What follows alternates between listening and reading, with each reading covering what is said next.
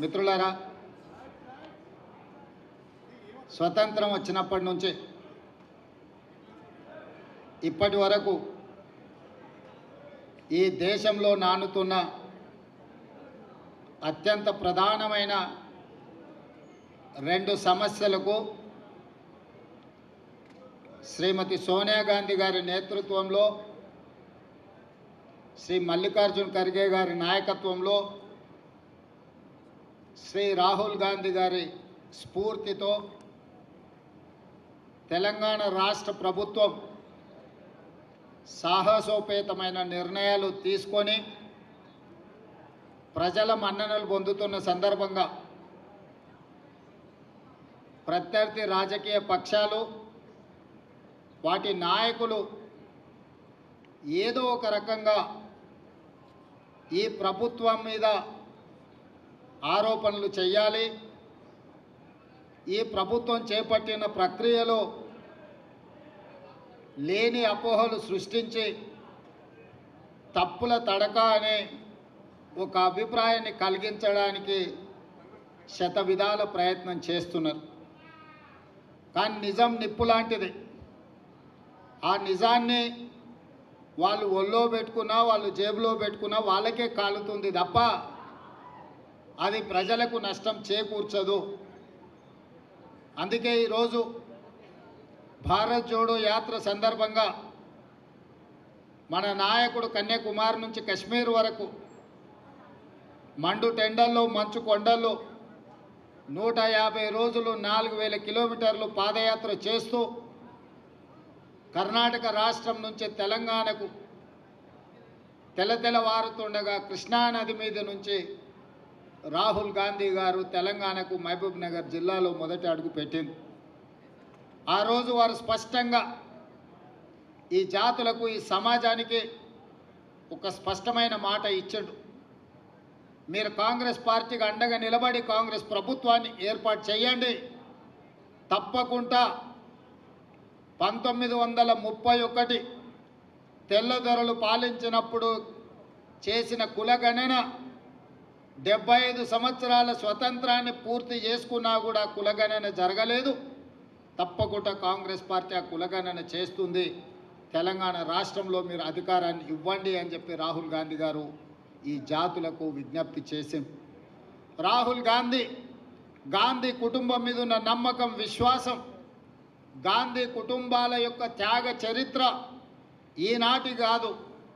స్వతంత్రం రాకంటే ముందు ప్రజలు స్వతంత్రం కోరుకుంటే ఆనాడు మహాత్మా గాంధీ గారి నేతృత్వంలో శాంతియుతంగా రవి అస్తమించని తెల్ల దొరలని తరిమి ఈ దేశానికి స్వతంత్రం ఇప్పించి ప్రజలకు అండగా నిలబడ్డది ఆనాడు మహాత్మా గాంధీ గారు, గాంధీ కుటుంబం.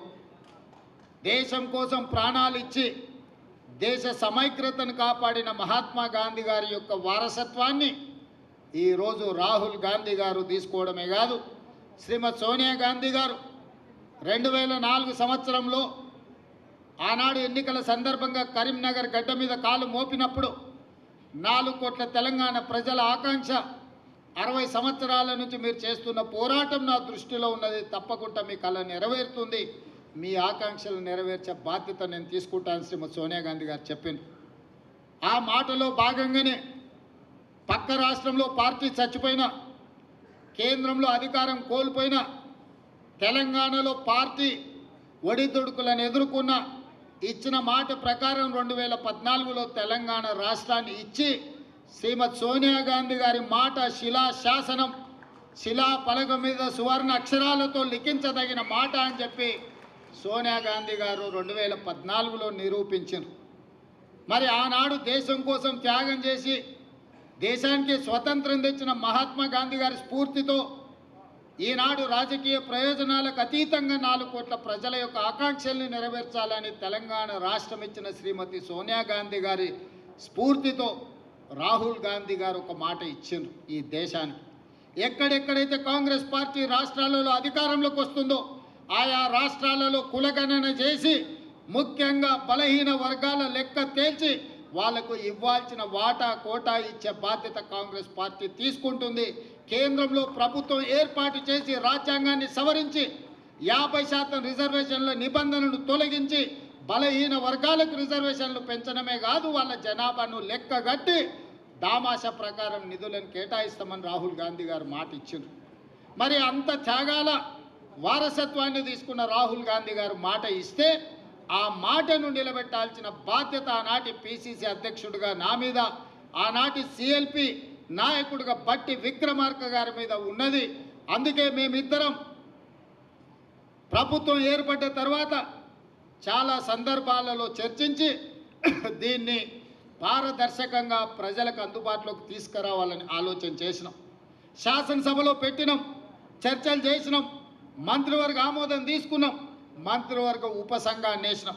మంత్రివర్గ ఉపసంఘానికి కూడా నిష్పక్షపాతంగా నిబద్ధతతో పనిచేయగలిగిన వాళ్ళు ఉండాలి అని ఆ ఉపసంఘానికి అధ్యక్షుడిగా అత్యంత సుదీర్ఘకాలం పిసిసి అధ్యక్షుడిగా పనిచేసిన ఉత్తమ్ కుమార్ రెడ్డి గారిని చైర్మన్గా పెట్టి అందులో ఉమ్మడి రాష్ట్రంలోనే ఉప ముఖ్యమంత్రిగా పనిచేసి ఎస్సీ ఎస్టీ సప్లైని అమలు చేసిన పెద్దలు దామోదర్ రాజనరసింహ గారిని, అదేవిధంగా శ్రీధర్ బాబు గారిని, పొన్నం ప్రభాకర్ గారిని, సీతక్కను, వీళ్ళందరినీ కూడా అందులో సభ్యులుగా చేర్చి దాన్ని పూర్తి స్థాయిలో సాంకేతికంగా న్యాయపరంగా వివిధ రాష్ట్రాలలో ఏం జరుగుతుందో గమనించి, అది బీహార్ కావచ్చు, హర్యానా కావచ్చు, కర్ణాటక కావచ్చు, ఇతర రాష్ట్రాలలో ఆ ప్రభుత్వాలు ఆ పార్టీలు చేసి విఫలమైన విషయాలను కూడా పరిగణలోకి తీసుకొని ఈ కులగణన మీద ఒక నిర్దిష్టమైన ప్రణాళికను రచించి దాన్ని ప్లానింగ్ డిపార్ట్మెంట్కి అప్పచెప్పి దాదాపుగా 95,000 మంది ఎన్రోలర్స్ని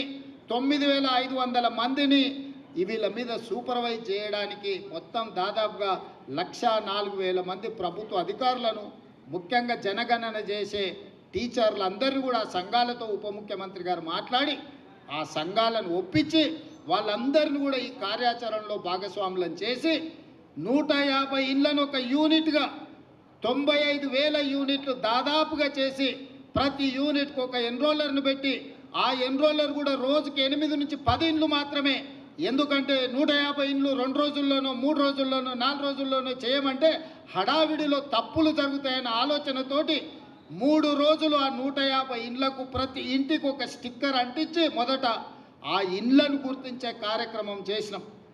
ఇండ్లను గుర్తించి ప్రతి 150 ఇండ్లను ఒక యూనిట్గా వాటిని విభజించి దాదాపుగా 95,000 యూనిట్లుగా విభజించి 95,000 మంది ఎన్రోలర్స్ని అపాయింట్ చేసినాం. ఆ ఎన్రోలర్స్ దాదాపుగా 45 రోజులు రోజుకు 8 నుంచి 10 ఇళ్ళే. ఎందుకు మరి 150 ఇళ్ళకు రోజుకి 8 10 చేస్తే 15 రోజులలో అయిపోవాలి కదా అని మీకు అనుమానం రావచ్చు. ఒకరోజు మన ఎన్రోలర్ పోతే ఆ ఇంట్లో ఉండకపోవచ్చు, ఆ ఇంటి యజమాని పెళ్ళికి పోయి ఉండొచ్చు, ఆ ఇంటి యజమాని ఇంకెక్కడికైనా వెళ్ళి ఉండొచ్చు, లేదా పిల్లలుండి యజమాని లేకపోయి ఉండొచ్చు. అందుకే 1కి 4 సార్లు ప్రతి ఇంటికి తిరిగి ప్రతి ఇంటి వాళ్ళని కలిసి 8 పేజీల రిపోర్ట్ను 57 ప్రశ్నలు అనుబంధ ప్రశ్నలు పెట్టి పేరు, తండ్రి పేరు, పుట్టుమచ్చల కాడ నుంచి మొదలు పెడితే వాళ్లకు గొర్రె బర్రె ఉన్నదా, భూమి ఉన్నదా, సంక్షేమ పథకాలు ఏమైనా వచ్చినాయా, రాజకీయ రిజర్వేషన్లు మీరేమైనా పొందినరా, మీ కుటుంబంలో చదువుకున్న వాళ్ళు ఎవరు, చదువుకున్న వాళ్ళు ఎవరితో సహా సంపూర్ణమైన సమాచారాన్ని సేకరించి మనమే రాసుకుంటే అందులో లోపాలు ఉన్నాయి, రాసుకున్నాయన ఏం రాసుకున్నాడో నాకు తెలియదని ఇట్లాంటి తిర్రోళ్ళు ఎవరన్నా కేటీఆర్ లాంటి వాళ్ళు మాట్లాడతారని రాసుకున్న దాని మీద సంతకం పెట్టించి ఆ సంతకంతో పాటు పక్కన ఆ ఎన్రోల్ చేసిన ఎన్రోలర్తో సంతకాలు పెట్టించి ఆ పక్కన సూపర్వైజ్ చేసిన సూపర్వైజింగ్ అథారిటీతో కూడా 3 సంతకాలు తీసుకొని ఆ పక్కడబందీగా మాన్యువల్ డాక్యుమెంట్స్ని తయారు చేసి మళ్ళీ 36,000 మందిని కంప్యూటర్ ఆపరేటర్లుగా పెట్టి డేటా ఎంట్రీ ఆపరేటర్స్ని పెట్టి ఎవరైతే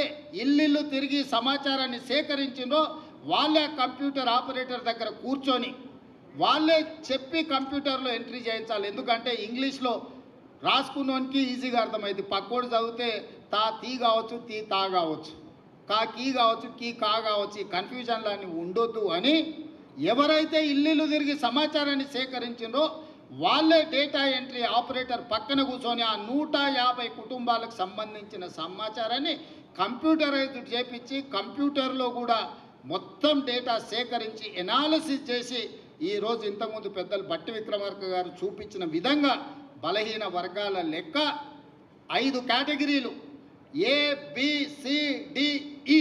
ఇవాళ కొంతమంది అంటారు మైనారిటీల లెక్క ఎట్లా తీసిరని. మైనారిటీల లెక్క తీయక తప్పదు, ఎందుకంటే BCE గ్రూప్ కింద వాళ్ళకు కూడా 4% రిజర్వేషన్ ఉన్నది. ఇది చట్టపరంగా సుప్రీంకోర్టు ఇచ్చిన రిజర్వేషను. ఆనాటి యూపీఏ ప్రభుత్వం మన్మోహన్ సింగ్, సోనియా గాంధీ గారు, రాజశేఖర రెడ్డి గారు ఇచ్చిన రిజర్వేషన్. మరి ఈ 5 కేటగిరీలకు A category, B category, C category, D category, E category, ఈ అన్ని కేటగిరీలను విడివిడిగా ఎంతమంది ఉన్నారని లెక్క తెలిస్తే బలహీన వర్గాల లెక్క 56.33% లెక్క తేలింది. మా దళిత సోదరులది 10.45% తేలింది. మా గిరిజన సోదరులది 10.08% తేలింది దాదాపుగా. అదేవిధంగా ఆనాడు పదే 12 గంటలల్లా ఒక్క రోజు చంద్రశేఖరరావు కాకి లెక్కలు చెట్ల మీద ఇస్తరాకులు కుట్టినట్టు లెక్కలు కట్టి ఇదే పెద్ద బైబిల్, ఇదే ఖురాను, ఇదే భగవద్గీత, ఈ లెక్కనే కరెక్ట్ అని కాకి లెక్కలు చూపించాడు. నేను ఆ కాకి లెక్కలకు ఒకటే చెప్పదలుచుకున్నా, మా దామాన్ని ఇక్కడనే ఉన్నాడు. SC ఉపకులాలు 59 మంది. ఇన్నేళ్ళ నుంచి ఆ లెక్క కరెక్ట్గా ఉంది. కానీ కాకి లెక్కల కేసీఆర్ చేసిన సమగ్ర కుటుంబ సర్వేలో SC ఉపకులాలు 82 కులాలు అని తేల్చిండు. ప్రభుత్వం దగ్గర అధికారికంగా డేటా ఉంది, డాక్యుమెంట్ ఉంది. మా దామన్న కాగితం తీసుకొని చూపించాలి. 59 కులాలు అని మిగిలిన SC ఉపకులాలు ఎక్కడి నుంచి వచ్చినాయో చంద్రశేఖరరావు చెప్పాలి. ఇక ఆయన సక్కనైన లెక్క కడితే గిట్ల తేలింది. చదువుకోకముందు ఎవడో కాకరకాయ అన్నాడంట, చదువుకున్నాక కీకరకాయ అన్నాడంట.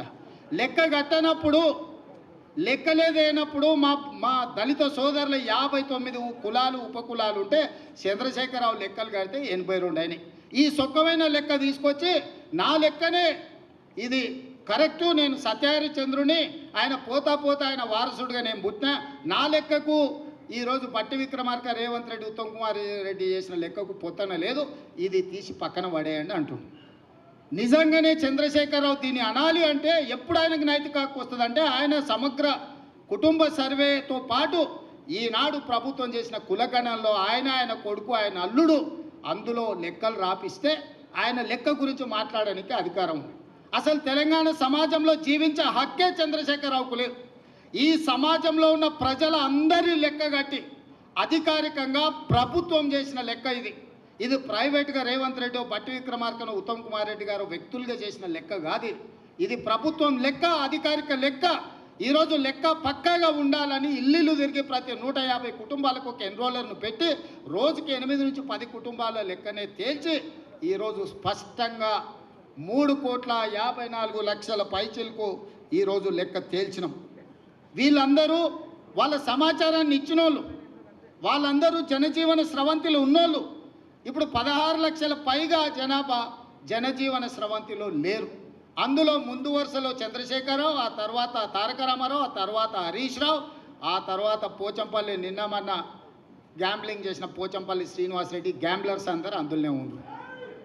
ఈ గ్యాంబ్లర్స్కి ఇష్టం లేదు, ఎందుకంటే వాళ్ళ లెక్క తెలుస్తుంది. వాళ్ళ లెక్క తెలిస్తే పోయిన మంత్రివర్గంలో 4 ఆయింటోళ్ళు ఎట్లున్నారని మీరంతా మా బలైన వర్గాల సోదరులు అడుగుతారు, కడుగుతారు, వంగబెట్టి దంచుతారని లెక్క తెలియదని కుట్ర చేస్తుండ్రు. ఇక మా దాంట్లో మా అమాయక సోదరులు 75 ఏళ్ళ తర్వాత ఒక లెక్క పక్కాగా మనం చేస్తే దాన్ని అర్థం చేసుకోకుండా ఈ లెక్క తప్పు అని అంటారు. ఈ లెక్క తప్పు అంటే మళ్ళీ మొదటికి వస్తుంది. అంటే ఇక మీ జీవితంలో ఈ లెక్క రావద్దని చంద్రశేఖరరావు ఏదైతే కుట్ర చేస్తుండో మీరు కూడా తెలియకుండానే ఆ కుట్రకు సహకరిస్తారు. నేను ఇవాళ వేదిక మీద నుంచి ఛాలెంజ్ చేస్తున్నా, ఎవరైతే 8 పేజీల లెక్కలో వివరాలు ఇచ్చి సంతకాలు పెట్టారో ఏ దాంట్లో కూడా ఒక్క తప్పు లేదు. ప్రతి కాలం వాళ్ళు రాసిచ్చిందే మా వాళ్ళు రాసుకున్నారు, వాళ్ళు సంతకం పెట్టిందే ప్రభుత్వం దగ్గర ఉంది. మేము రాసుకోలే ఈ లెక్కలు, వాళ్ళు రాసి సంతకం పెట్టిన లెక్కనే మేము సేకరించినాం. 3,54,00,000 పైచిలకు ఏదైతే లెక్క ఉందో వాళ్ళు ఇచ్చిన సమాచారం 96.9% లెక్కలు ఇచ్చారు, 3.1% లెక్కలు ఇవ్వలేదు. లెక్కలు ఇవ్వలను కొంతమంది విధిలేకి ఇవ్వకపోవచ్చు, కొంతమంది ఆ సమయానికి లేక ఇవ్వకపోవచ్చు. కానీ చంద్రశేఖరరావు లాంటి వాళ్ళు తెలిసి బలిసి కావాలని ఈ లెక్కలకు రాలేదు. వస్తే సంచి బియ్యం వండితే వాళ్ళు తినంగా మిగులుతుంది, మొత్తం వాళ్ళ జాతి తిన్నా కూడా మిగతాళ్ళకి మిగులుతుంది, లెక్క తెలుస్తుంది. పోయిన మంత్రివర్గంలో చంద్రశేఖరరావు, దయాకర్ రావు, హరీష్ రావు, తారక రామారావు, వినోద్ రావు, ఆ రావు, ఈ రావు ఇన్ని పదవులు ఎట్లా అనుభవించారని బీసీలు లెక్కలు అడుగుతారని, ఆ లెక్క తేలుతుందని ఈ లెక్కను తేల్చకుండా గందరగోళంలో చేసి గంగల కలపాలని కుట్ర చేస్తుడు. ఇందులో ఏమీ లేదు. చంద్రశేఖరరావు మాయ మర్మమే ఉంది. లెక్క తేలితే వాళ్ళెంతో వాళ్ళకంత, అంటే వాళ్ళకి వార్డు మెంబర్ కంటే పైన ఏ పదవి రాదు. ఆ కుటుంబానికి ఏమి ఇయ్యనికనే ఉండదు. ఇవాళ రేవంత్ రెడ్డి నువ్వు కూడా రెడ్డి ఉండొచ్చు. అప్పుడప్పుడు ఒక ఆయన అంటుంటాడు, ఈయననే ఆఖరి, ఈయననే చివరి, ఈయననే మొదటని. నాకేం పర్వాలేదు, ఆఖరి అయినా పర్వాలేదు. నా నాయకుడు ఇచ్చిన మాటను నిలబెట్టాలని క్రమశిక్షణ కలిగిన కార్యకర్తగా నేను బాధ్యత తీసుకున్నా. ఇది నా నిబద్ధత. నేను ఈ లెక్క నా కోసం చేయలే, నా పదవి కోసం చేయలే. నా నాయకుడు ఇచ్చిన మాట నిలబెడితేనే నేను క్రమశిక్షణ కలిగిన కాంగ్రెస్ కార్యకర్తను అవుతా. నేను క్రమశిక్షణ కలిగిన ముఖ్యమంత్రిగా ఈరోజు బాధ్యత తీసుకున్నా. ముఖ్యమంత్రిగా ఈరోజు కులగణన చేసిన అంటే ఏ త్యాగానికైనా సిద్ధమయ్యే ఈరోజు ఈ లెక్కలు పక్కాగా తేల్చిన, ఈ లెక్కలలో తప్పు తేల్చాలంటే 5% లోపల మా వాళ్ళని ఎందుకు చూపిస్తా, 50% పైగా బీసీలను ఎందుకు చూపిస్తానా? మమ్మల్ని కూడా 15-20% లెక్కలు చూపిస్తుంటే దొంగ లెక్కలే రాయ మొదలు పెడితే ఇట్లెందుకు రాస్తాము? ప్రతి మనిషికి పక్కా సమాచారాన్ని సేకరించినము. నాయకుడు ఇచ్చిన మాటని నిలబెట్టడమే మా ధర్మం అనుకున్నాము. అందుకే పార్టీ విధానాలను, సిద్ధాంతాలను, నాయకుడి ఆదేశాలను పాటించిన కాబట్టే ఈరోజు ఇక్కడికి రాగలిగిన. ఇక్కడున్న మిత్రులకు నేను ఒకటే మాట చెప్తున్నా. మంత్రివర్గ ఉపసంఘానికి అధ్యక్షుడిగా ఉన్నది ఉత్తమ్ కుమార్ రెడ్డి గారు. వాళ్ళు దేశ్ముఖ్ల కుటుంబం, 1000 ఎకరాల భూములు ఉన్నోళ్ళు. ఈరోజు ఇందులో ఉన్న దామన్న 2వ తరం నాయకుడు. మేమందరం కూడా నాయకుడిచ్చిన మాటకు కట్టుబడి మొదటి సంవత్సరంలోనే ఇది చేసినాం. ఏ రాష్ట్రంలో అయినా ఎవరైనా చేసిందా మీరు ఆలోచన చేయండి సోదరులారా. ఇవాళ మా చిత్తశుద్ధిని, కాంగ్రెస్ పార్టీ నిర్ణయాన్ని తప్పుదోవ పట్టించి బలహీన వర్గాలకు శాశ్వతంగా అన్యాయం చేయాలని ఆలోచన చేస్తున్నారు.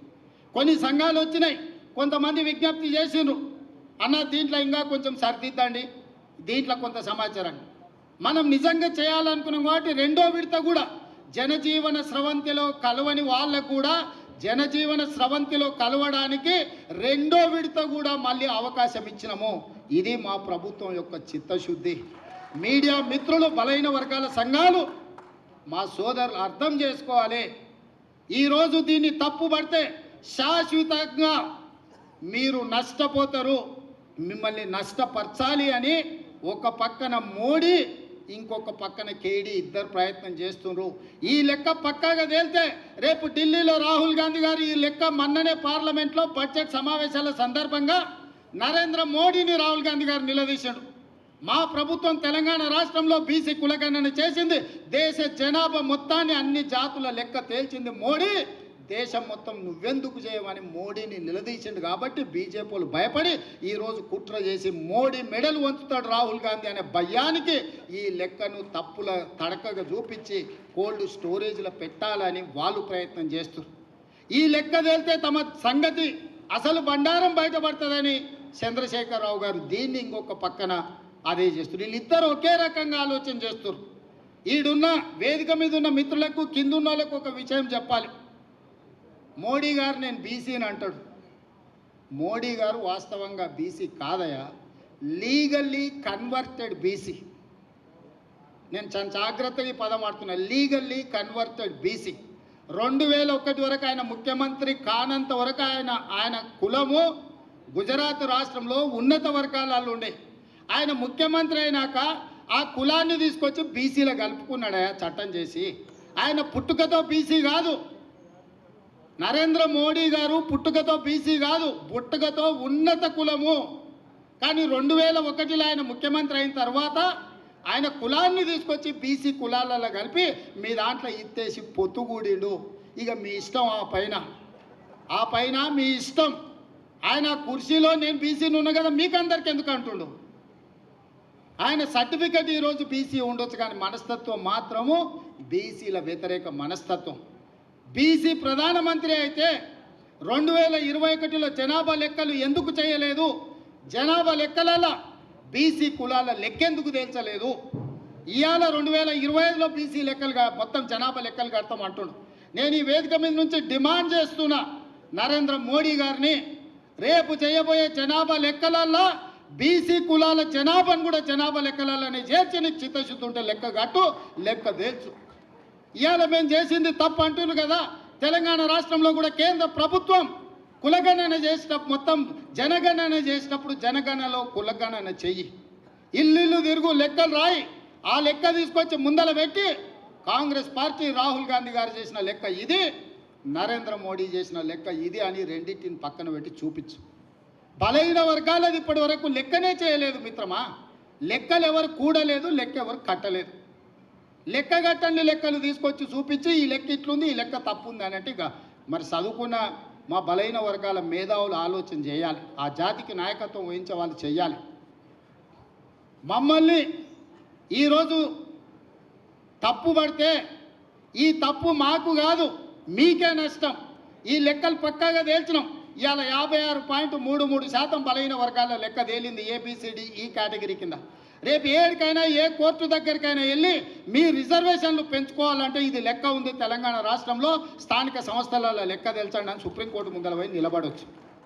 ఇవాళ ఎంత మనం 42% ఇస్తామన్నాం, ఇవాళ జనాభా లెక్క 56.33% తేలింది. పక్కా లెక్క తీసుకెళ్ళి సుప్రీంకోర్టు ముందర పెడితే కోర్టు కూడా ఈరోజు అభ్యంతరం పెట్టడానికి లేదు. ఇవాళ చట్టాన్ని సవరించాల్సిన ఒత్తిడి కేంద్ర ప్రభుత్వం మీద ఉంటుంది. అదేవిధంగా వర్గీకరణ గురించి మా పెద్దలు దామానే చెప్తాడు.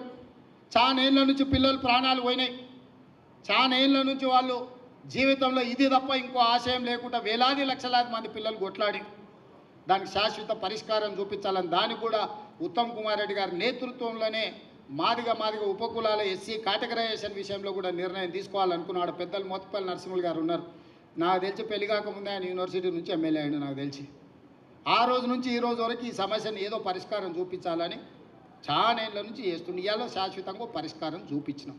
మొత్తం 15% ఎస్సీ రిజర్వేషన్లో 9.75% మాదిగ ఉపకులాలకు వస్తే 5.25% మాల ఉపకులాలకు వచ్చింది. ఇక దీన్ని కూడా ఎవరో ఒకరు తప్పు పట్టాలి, దీన్ని ఏదో ఒక రకంగా తప్పుదో పట్టించాలని కొంతమంది మిత్రులు చేస్తున్నారు. ఇట్లాంటి దీంట్లల్లో పడకండి.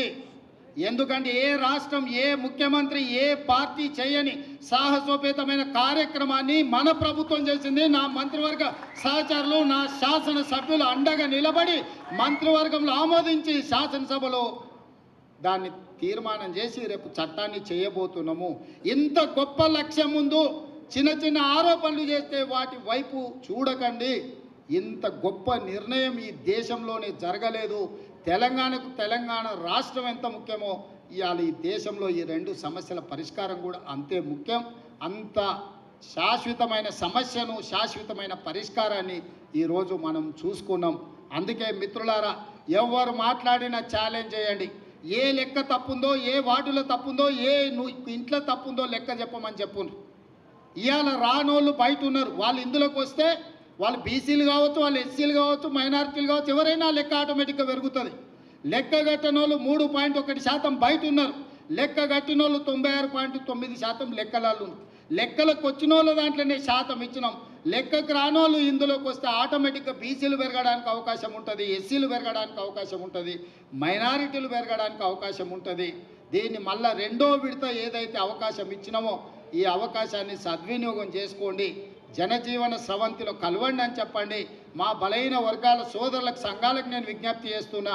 చంద్రశేఖరరావు ఇంటి ముందల, హరీష్ రావు ఇంటి ముందల, తారక రామారావు ఇంటి ముందల మేలుకొలుపు డప్పు కొట్టండి, మేలుకొలుపు డప్పు కొట్టండి.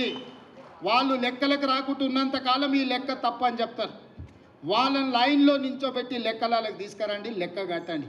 అప్పుడు లెక్క పూర్తిగా తేలుతుంది. లేకపోతే సామాజిక బహిష్కరణ అనే శిక్ష విధించండి వాళ్ళకు. ఇవాళ ఈ బలహీన వర్గాల ఈ జనాభా లెక్కలల్లో కేసీఆర్ కుటుంబంగా నమోదు చేయించుకోకపోతే సామాజిక బహిష్కరణనే వాళ్ళకు శిక్ష. ఆ సామాజిక బహిష్కరణ చేయడానికి మీరు అందరు సిద్ధమా? అన్న వాళ్ళు గట్టిగా చెప్పండి, సప్పట్లు కొట్టి చెప్పండి. ఈ కులగణన సర్వేలో పాల్గొనకపోతే, వివరాలు అందించకపోతే తెలంగాణ సమాజం నుంచి చంద్రశేఖరరావును, తారక రామారావును, హరీష్ రావును సామాజిక బహిష్కరణ చేయాలని ఈ సమావేశంలో నేను తీర్మానం ప్రవేశపెడుతున్నా. మీరు పెద్ద ఎత్తున సప్పట్లు కొట్టి ఆమోదించండి. మీడియా మిత్రులకు, ముఖ్యంగా టీ న్యూస్ వాళ్ళకు, గుమస్తా తెలంగాణకి ఇదంతా రికార్డ్ చేసుకొని పోయి చంద్రశేఖరరావుకు చూపించాల్సిందిగా కోరుకుంటూ సెలవు తీసుకుంటున్నా. ధన్యవాదాలు మిత్రులారా.